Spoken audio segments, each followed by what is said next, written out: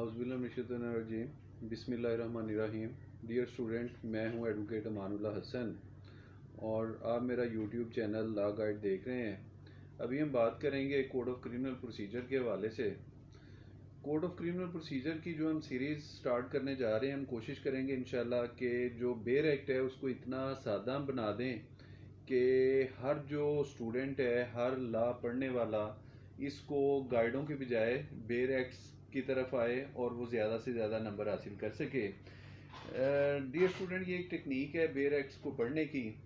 तो इसमें जो हम आज का जो लेक्चर है वो चैप्टर 1 और चैप्टर 2 के वाले से है। चैप्टर 1 जो है वो प्रेलिमिनरी है और चैप्टर 2 जो है वो constitution of criminal courts and offices के हवाले से है। सबसे पहले हम स्टार्ट करते हैं code of criminal procedure. Code of criminal procedure जो है ये 1898 में अनेक्ट हुआ।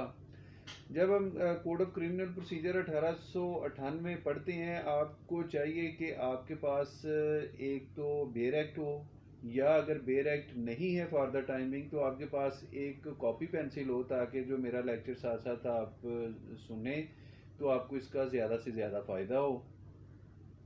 कोड ऑफ क्रिमिनल प्रोसीजर 1898 जहाँ पे लिखा हुआ है उसके नीचे लिखा होगा act number 5 of 1898। Act number 5 हर साल जो अनेक्टमेंट होती है उसको जो लेजिस्लेटर होते हैं वो कोई नाम दे देते हैं, नंबरिंग कर देते हैं उनकी। इसी तरह जो कोड ऑफ क्रिमिनल प्रोसीजर है इसका एक्ट नंबर जो है वो 5 है। ठीक है जी। और इसकी जो डेट ऑफ प्रमलगेशन दी हुई है वो है 22 मार्च 1898। 22 मार्च 1898 को ये कोड ऑफ क्रिमिनल प्रोसीजर जो है ये प्रमलगेट हुआ था। उसके बाद हम आते हैं जी बाकायदा चैप्टर 1 प्रेलिमिनरी सेक्शन 1 की तरफ। चैप्टर 1 का नाम प्रेलिमिनरी है और सेक्शन 1 जो है वो short title extent and commencement के वाले से है। शॉर्ट टाइटल में वो कहता है जी कि ये जो कोड ऑफ क्रिमिनल प्रोसीजर है ये कॉल्ड कहलाएगा, क्या कहलाएगा? Code of criminal procedure 1898। ठीक है जी। एक्सटेंट इसका ये है कि ये होल ऑफ पाकिस्तान एप्लीकेबल है और कमेंसमेंट डेट इसकी जो है वो है 1 जुलाई 1898। फर्स्ट डे ऑफ जुलाई 1898 को इसकी कमेंसमेंट डेट है। ठीक है जी। कमेंसमेंट डेट और डेट ऑफ प्रमलगेशन इसको आपने गुडमुड नहीं कर लेना, मिक्स नहीं कर लेना। अमूमन जो एमसीक्यूज का पेपर सेट करते हैं वो इन चीज़ों के अंदर डेट ऑफ प्रमलगेशन और डेट ऑफ कमेंसमेंट के अंदर स्टूडेंट को उलझा देते हैं और अक्सर जो स्टूडेंट है वो ट्रैप हो जाते हैं। इस वजह से डेट ऑफ प्रमलगेशन इसकी जब वो पूछे तो आपने 22 मार्च लिखनी है 1898, और जब वो डेट ऑफ कमेंसमेंट पूछे तो 1 जुलाई 1898 आपने उसको जो है वो आंसर करना है। उसके बाद सेक्शन 2 इसका ओमिट है। सेक्शन 3 जो है सेक्शन 3 में इसने कुछ जो है वो रेफरेंस बताए हैं प्रीवियस कोड के हवाले से कि 3 किस्म के जो क्रिमिनल कोड हैं वो कोड ऑफ क्रिमिनल प्रोसीजर 1898 से पहले एप्लीकेबल थे। सबसे पहले कोड ऑफ क्रिमिनल प्रोसीजर 1861 का था, उसके बाद 1872 का आया, उसके बाद 1882 का आया। तो जो इसी तरह आपने इसका जो एक्ट नंबर है, जिस तरह इसका एक्ट नंबर 5 है 1898 वाले एक्ट का, इसी तरह जो 1861 का एक्ट है उसका एक्ट नंबर 25 है। 1872 और 1882 वाले जो एक्ट हैं उनका एक्ट नंबर दोनों का 10 और 10 है, यानी दोनों का 10-10 जो है वो एक्ट नंबर है। ठीक है जी। ये आपका था सेक्शन 3। सेक्शन 4 जो है वो आपका डेफिनेशन के हवाले से है। डेफिनेशन में जो है वो 4(1)(a) के अंदर एडवोकेट जनरल की डेफिनेशन है। एडवोकेट जनरल के अंदर 3 उसने आदमी गिनवाए हैं कि एडवोकेट जनरल के अंदर कौन कौन शामिल है। Advocate general mean advocate general or government advocate, and where there is no advocate general or government advocate, the provincial government appoint any other person, यानी provincial government किसी भी बंदे को जब एडवोकेट जनरल ना हो, जब जो है वो गवर्नमेंट एडवोकेट ना हो, तो प्रोविंशियल गवर्नमेंट किसी भी बंदे को एडवोकेट जनरल अपॉइंट कर सकती है। तो ये 3 बंदे आप लोगों ने जेहन में रखने हैं एडवोकेट जनरल की डेफिनेशन में। उसके बाद है जी 4B, इसमें बेलेबल ऑफेंस और नॉन बेलेबल ऑफेंस है। बेलेबल ऑफेंस वो ऑफेंस होता है जिसको CRPC का जो सेकंड शेड्यूल है उसमें बेलेबल डिक्लेयर कर दिया गया हो, ठीक है जी। और non bailable offence any other offence, यानी जिसको नॉन बेलेबल डिक्लेयर कर दिया गया हो वो नॉन बेलेबल ऑफेंस कहलाता है। उसके बाद सेक्शन 4C है। 4C के अंदर उसने चार्ज के मतलब बताया है। चार्ज जो है ये एक लाइन की इसने डेफिनेशन बताई है कि charge includes any head of charge when the charge contains more heads than one, ठीक है जी। यानी एक चार्ज के अंदर एक से ज़्यादा ऑफेंसेस को भी ट्राई किया जा सकता है। इसका मतलब ये है चार्ज की जब हम बाकायदा देखेंगे, चार्ज का लेक्चर लेंगे, वो है सेक्शन 221 से लेके सेक्शन 240 CRPC में। तो इंशाल्लाह तफसील के साथ हम चार्ज को जो है वो पढ़ेंगे। उसके बाद C के बाद D E जो है ये ओमिट है इसके। F जो है उसमें कॉग्निजेबल ऑफेंस कॉग्निजेबल केस है। तो कॉग्निजेबल ऑफेंस उस ऑफेंस को कहा जाता है जिसमें पुलिस ऑफिसर में अरेस्ट विदाउट वारंट। एक पुलिस वाला किसी शख्स को, किसी एक्यूज को अरेस्ट कर सकता है without taking warrant from the magistrate. तो ऐसा जो ऑफेंस और ऐसा जो केस होता है वो कॉग्निजेबल ऑफेंस या कॉग्निजेबल केस कहलाता है, ठीक है जी। ये था आपका कॉग्निजेबल ऑफेंस जो कि था 4F के अंदर। उसके बाद H जो है वो कंप्लेंट के हवाले से है। कंप्लेंट जो है ये हमेशा मैजिस्ट्रेट के सामने की जाती है, ठीक है जी। तो क्यों की जाती है? इस मकसद के लिए कि जो मैजिस्ट्रेट है ये एक्शन ले अगेंस्ट सच पर्सन जिसके खिलाफ इस बंदे ने ऑरली या इन रिटन एलिगेशन लगाए हैं कि ये एलिगेशन इस बंदे के ऊपर मौजूद है, इसके खिलाफ एक्शन लिया जाए। तो मैजिस्ट्रेट साहब जो हैं वो एक्शन उस बंदे के खिलाफ लेंगे। इसी तरह जो कंप्लेंट के बाकायदा सेक्शन है वो सेक्शन 200 से लेके सेक्शन 205 तक दिए गए हैं। इनको भी इंशाल्लाह जब हम वहाँ पे पहुँचेंगे तो तफसीलन बयान करेंगे। यहाँ पे चार्ज की डेफिनेशन भी है और कंप्लेंट की डेफिनेशन भी है। अच्छा, उसके बाद आ जाता है जी इसमें J हाई कोर्ट है। हाई कोर्ट में जो है वो कहता है जी highest court of the province, ठीक है जी। उसके बाद K इंक्वायरी है, 4K inquiry. Inquiry include every inquiry other than trial, यानी इसमें जो ट्रायल है वो शामिल नहीं होगा, बल्कि ट्रायल के अलावा जो इंक्वायरी इसमें आती है वो हर किस्म की इंक्वायरी इसमें शामिल है। इंक्वायरी जो है इसको आप लोगों ने ट्रायल के साथ मिक्स अप नहीं करना, ठीक है जी। तो जो आपका इंक्वायरी है ये हमेशा मैजिस्ट्रेट या कोर्ट करती है। इसके अलावा पुलिस जो है वो इंक्वायरी नहीं कर सकती, या ना ही कोई और बंदा जो है वो इंक्वायरी कर सकता है। उसके बाद हम आते हैं जी 4L की तरफ। 4L में इन्वेस्टिगेशन दी गई है। इन्वेस्टिगेशन जो है वो एक पुलिस ऑफिसर करता है, या इसमें यह भी बताया गया है any other officer who is authorised by the magistrate. Magistrate जो है वो बजाते खुद इन्वेस्टिगेशन नहीं कर सकता, लेकिन जिस बंदे को वो चाहे उसको इन्वेस्टिगेशन ऑथोराइज कर सकता है कि आप इस मैटर की इन्वेस्टिगेशन कर सकते हैं, ठीक है जी। तो इन्वेस्टिगेशन में क्या आ गया जी? इन्वेस्टिगेशन हमेशा पुलिस ऑफिसर करता है या कोई और बंदा जिसको एक मैजिस्ट्रेट ऑथोराइज कर दे कि आप इन्वेस्टिगेशन कर सकते हैं। उसमें कोई GIT भी हो सकती है, इवन कि कोई प्राइवेट पर्सन भी हो सकता है। जब एनी पर्सन का लफ्ज आ गया तो एनी पर्सन के अंदर कोई भी शख्स जिसको एक मैजिस्ट्रेट मुनासिब समझता है कि ये बंदा जो है ये इन्वेस्टिगेशन कर सकता है, तो उसको अथॉरिटी दी जा सकती है कि आप ये इन्वेस्टिगेशन कर ले, ठीक है जी। ये था आपका 4L। उसके बाद M जो है वो जुडिशल प्रोसीडिंग के हवाले से है। जुडिशल प्रोसीडिंग जो है वो जिसमें कोई ऐसी प्रोसीडिंग जिसके अंदर एक जो ऑथोराइज पर्सन है वो एविडेंस रिकॉर्ड कर सकता हो, वो जुडिशल प्रोसीडिंग कहलाती है, ठीक है जी। एविडेंस रिकॉर्ड, एविडेंस की कलेक्शन, जो इन्वेस्टिगेशन है वहाँ पे पुलिस ऑफिसर ने एविडेंस कलेक्ट करनी है। यहाँ पे इसने क्या करना है? एविडेंस रिकॉर्ड करनी है। लफ्ज़ों के हेर फेर को आपने गौर से अंडरलाइन कर लेना है। वो for the collection of evidence है। ये इसमें क्या है? जुडिशल प्रोसीडिंग के अंदर उसने एविडेंस रिकॉर्ड करनी है, ठीक है जी। तो ये जो चीज़ें हैं, इनको छोटी छोटी माइनर चीज़ें हैं, ये आप जब इसको बार बार करेंगे सीआरपीसी को इंशाल्लाह, तो ये आपको अच्छी तरह से आपकी मेमोरी में आ जाएंगे। उसके बाद सेक्शन MA है आगे, इसमें मैजिस्ट्रेट के हवाले से उसने बताया कि मैजिस्ट्रेट क्या होता है। उसने कहा जी मैजिस्ट्रेट में जो है वो magistrate first second third class का, जो कि सेक्शन 6(2) सीआरपीसी में बताया गया, वो तो शामिल है ही। इसके अलावा सेक्शन 12 और सेक्शन 14, सेक्शन 12 में सब ऑर्डिनेट मैजिस्ट्रेट और सेक्शन 14 में जो है वो आपका बताया गया है स्पेशल जुडिशल मैजिस्ट्रेट, कहता है जी वो भी इसके अंदर शामिल हैं। उसके बाद आगे आइए जी, M के बाद 4N आ गया, नॉन कॉग्निजेबल ऑफेंस और non cognizable offence. Cognizable offence में हमने पढ़ा था कि ऐसे ऑफेंसेस जिसमें एक पुलिस ऑफिसर में अरेस्ट विदाउट वारंट, और इसमें ये है ऐसे ऑफेंसेस जिसमें एक पुलिस ऑफिसर में नॉट अरेस्ट विदाउट वारंट, यानी उसको अरेस्ट करने के लिए मैजिस्ट्रेट से वारंट लेने की ज़रूरत पेश आए, तो ऐसे जो ऑफेंसेस या ऐसे जो केसेस हैं वो नॉन कॉग्निजेबल ऑफेंसेस और नॉन कॉग्निजेबल केसेस कहलाएंगे।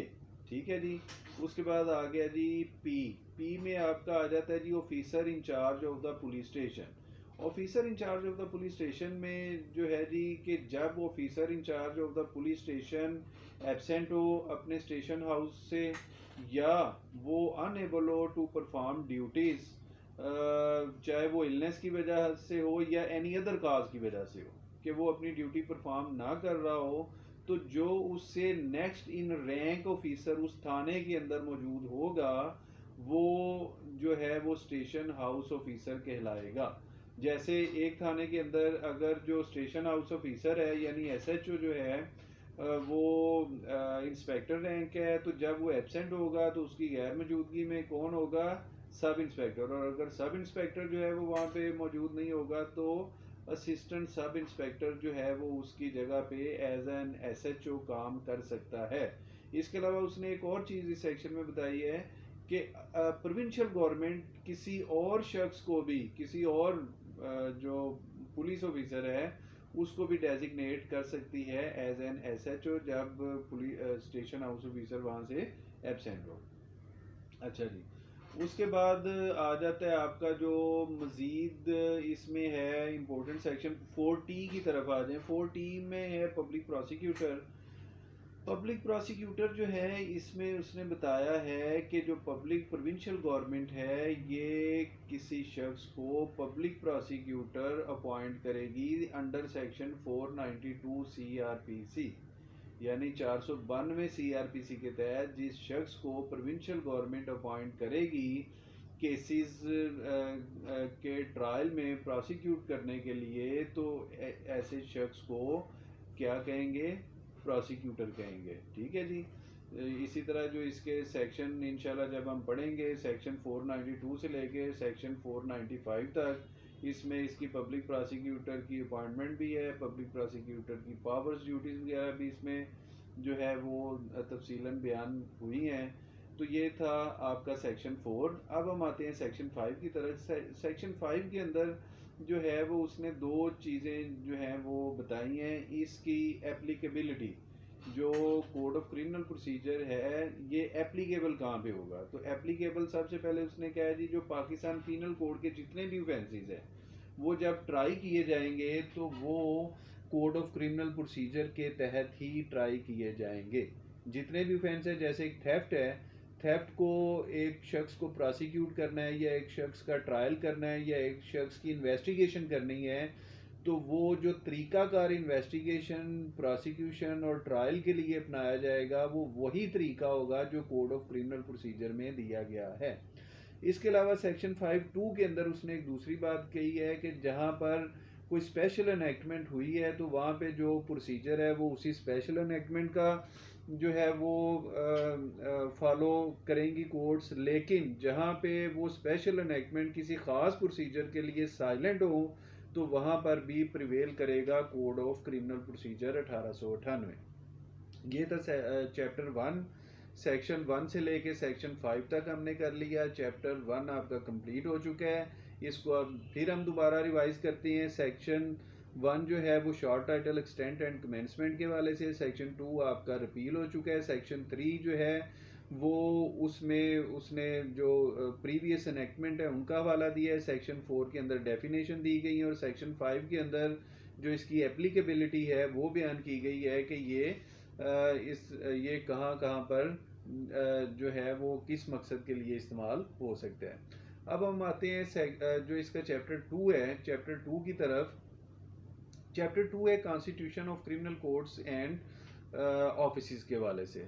तो सेक्शन 6 जो है ये हम स्टार्ट करने जा रहे हैं। सेक्शन 6 में जो है वो कॉन्स्टिट्यूशन ऑफ क्रिमिनल कोर्ट्स है। तो जो स्टार्ट होता है वो यहाँ से होता है जी, बिसाइड्स द हाई कोर्ट। ठीक है जी, besides the high court. High court के ऊपर नंबर 1 आप जो है वो लगा के उसको सर्कल कर लें, यानी पहली कोर्ट क्या हो गई, high court. and any other code constituted any other law for the time being in force। ठीक है जी, other code constituted any other law for the time being in force।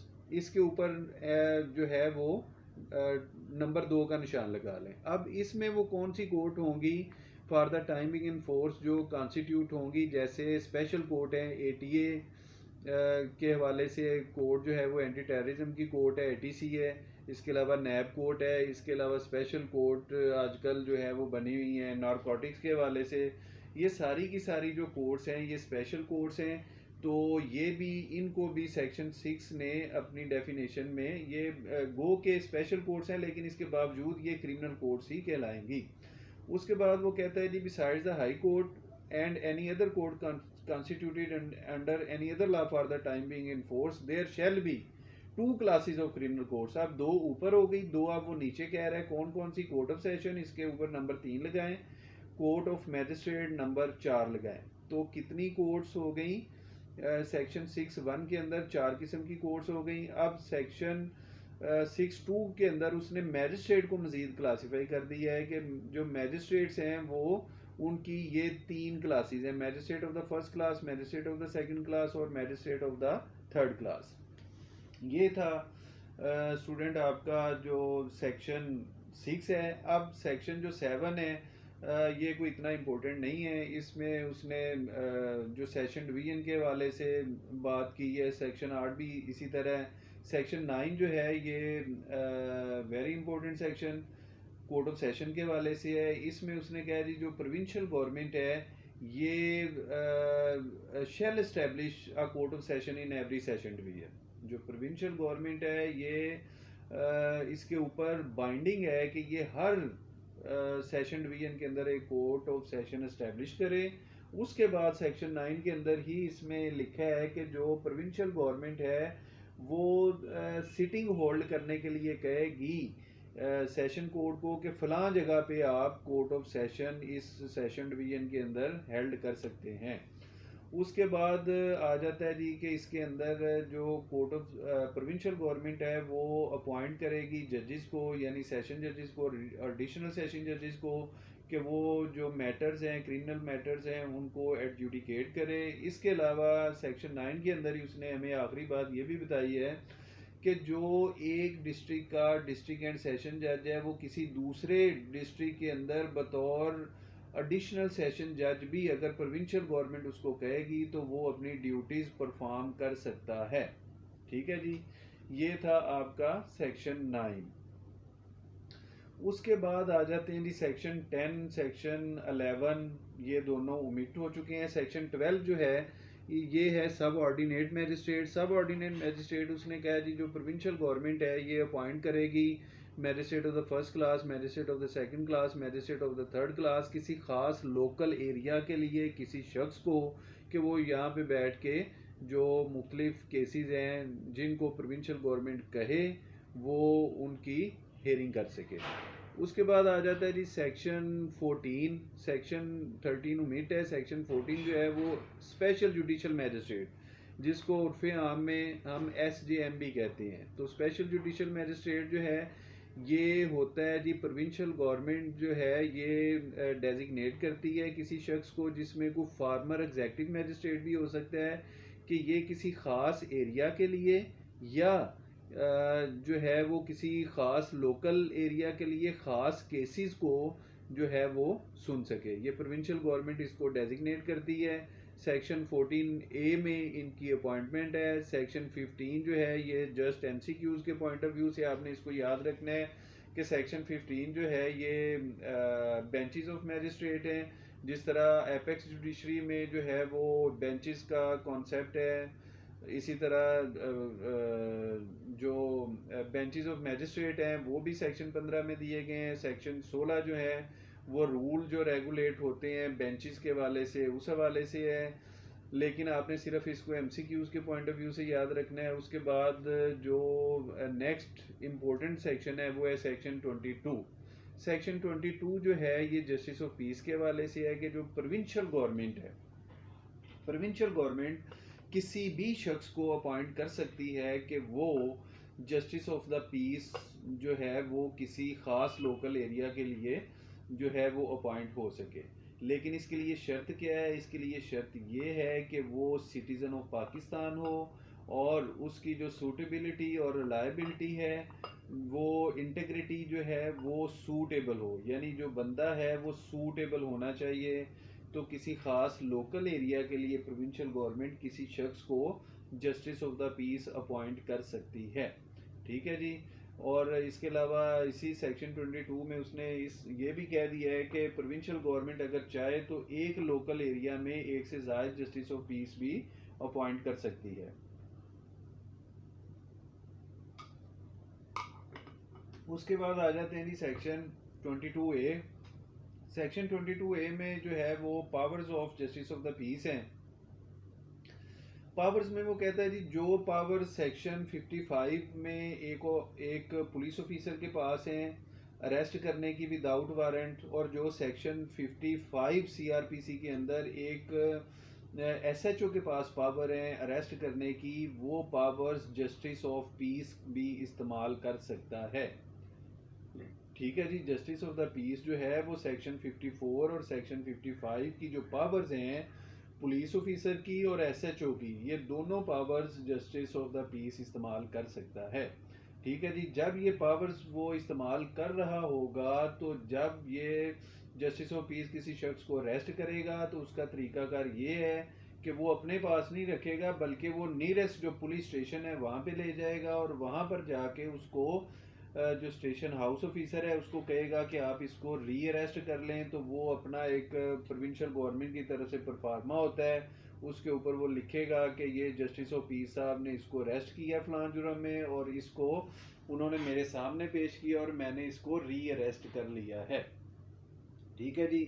इसके अलावा जो जस्टिस ऑफ पीस है ये call कर सकता है पुलिस अथॉरिटीज़ को कि जो है for the preventing of escape, ऐसा शख्स जो कि भाग रहा हो, स्केप कर रहा हो, जब उसने कोई कॉग्निजेबल ऑफेंस कमिट किया हो या उसके खिलाफ कोई क्रेडिबल इंफॉर्मेशन मिली हो जस्टिस ऑफ पीस को कि इस शख्स ने ये जुर्म का इर्तिकाब किया है, तो जस्टिस ऑफ द पीस जो है वो उस शख्स को जो अरेस्ट करने के लिए पुलिस को कह सकता है। इसके अलावा ब्रीच ऑफ पीस, नक्से अमन का खतरा हो, देन भी जो जस्टिस ऑफ पीस है वो अरेस्ट करने का पुलिस को कह सकता है।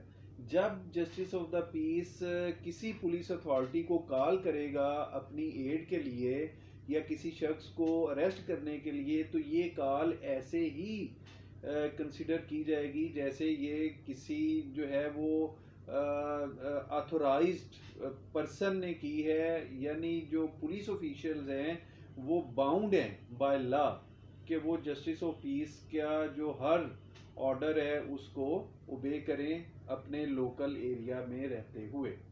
उसके बाद जो जस्टिस ऑफ द पीस है उसके पास ये अथॉरिटी भी होती है कि अगर उसके कोई लोकल एरिया से रेलेवेंट कोई आइडेंटिटी जो है वो किसी की आइडेंटिटी की वेरिफिकेशन करनी हो तो वो भी वो कर सकता है, या इसके अलावा कोई डॉक्यूमेंट अटेस्ट करने हो तो वो भी कर सकता है। इसके अलावा justice of the piece 22A(6) में जो उसकी पावर दी गई है वो ये भी है कि non registration of criminal case जो है वो भी कर सकता है कि अगर पुलिस वाले उसका किसी कंप्लेनेंट का केस रजिस्टर्ड नहीं कर रहे तो वो ऑर्डर कर सकता है कि आप इसका केस रजिस्टर्ड करें। इसके अलावा जो है वो पुलिस जो है वो पुलिस अथॉरिटीज़ को ऑर्डर कर सकता है कि आप जो आपको पावर्स दी गई हैं उनके अंदर रहते हुए ये जो लीगल वर्क है वो करें या वो काम ना करें जो कि लॉ आपको परमिट नहीं करता। इसी तरह आगे 22B है। 22B के अंदर उसने ड्यूटीज़ गिनवाई हैं जस्टिस ऑफ पीस की, जिसमें उसने कहा जी कि जस्टिस ऑफ पीस के पास जब कोई मैटर आएगा वो उसको इंक्वायर करेगा और अपनी इंक्वायरी की जो रिपोर्ट है वो सबमिट करेगा नियरेस्ट मैजिस्ट्रेट को या नियरेस्ट स्टेशन हाउस ऑफिसर को, और जो है वो नियरेस्ट हाउस ऑफिसर या जो मैजिस्ट्रेट साहब हैं वो फिर उसके मुताबिक अकॉर्डिंग टू लॉ आगे कार्रवाई चलाएंगे। ये था आपका सेक्शन 22, 22A और 22B। अब जो लास्ट इस चैप्टर का सेक्शन है वो है सेक्शन 25। सेक्शन 25 जो है वो appointment of justice of appointment of ex officio justice of peace है। यानी ex officio justice of the peace क्या होता है? Ex officio justice of the peace उसको कहते हैं जो कि जिसको अपने एक डेजिग्नेशन की वजह से कोई और जो है वो गवर्नमेंट ड्यूटीज़ उसको जो है वो एम्पावर्ड कर देती हैं कि आपने ये ड्यूटीज़ या ये पावर मज़ीद आपके पास आ गई हैं तो वो एक्स ऑफिशियो पावर्स कहलाती हैं। इसी तरह ex officio justice of the peace की जो पावर है वो इसमें बताया गया है कि वो सेशन जजेस को और एडिशनल सेशन जजेस को दी गई हैं। तो ये डियर स्टूडेंट इसके बाद सेक्शन 26, 27 है वो वैसे ओमिट हो चुके हैं। 2 चैप्टर आपके CRPC के अल्हम्दुलिल्लाह कंप्लीट हो चुके हैं। अब हम नेक्स्ट जब बात करेंगे तो हम बात करेंगे चैप्टर 3 के वाले से। तो इंशाल्लाह फिर मुलाकात होगी। अल्लाह हाफिज़।